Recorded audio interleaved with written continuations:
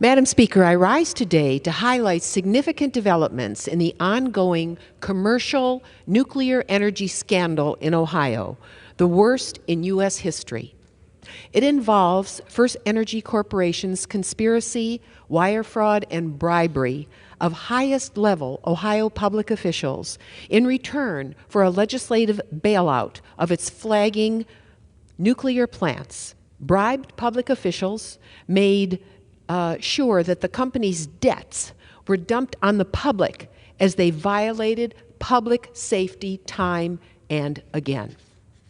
This past Friday, a Summit County, Ohio grand jury returned the indictments against the former CEO of FirstEnergy, the former FirstEnergy Senior Vice President of External Affairs, the former chair of the Public Utilities Commission of Ohio, each for multiple felonies related to their alleged roles in the largest public corruption scandal in Ohio's history. The indictments by the Summit County prosecutor and Ohio's Attorney General aim to bring these corrupt, unethical, and dangerous, yes, dangerous individuals to justice. Driven by greed and self-interest, FirstEnergy not only compromised Ohio's state legislature and its top leaders and other critical public institutions, they were responsible for severely mismanaging time and again the operations of inherently dangerous nuclear assets. I wish to place in the record an article by the Toledo Blade columnist Tom Henry dating back to 2003 following another dangerous incident at that plant, quoting Nuclear Navy retired Admiral Joe Williams.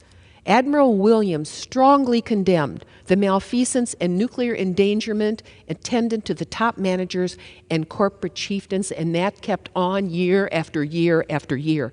As I have cautioned before, corporate nuclear culture influences safety culture. We need only look at the troubled history of multiple major nuclear safety violations and criminal conduct at FirstEnergy's Davis-Besse nuclear plant in our district for evidence of this relationship. It's a sad story for America.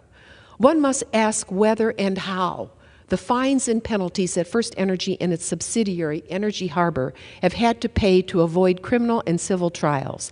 How will America deter future misconduct by the commercial nuclear power energy companies?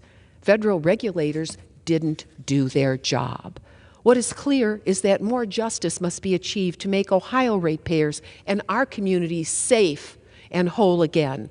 A class action suit settled by FirstEnergy in August of last year netted payments to individual ratepayers, get ready, a mere $10 to $20.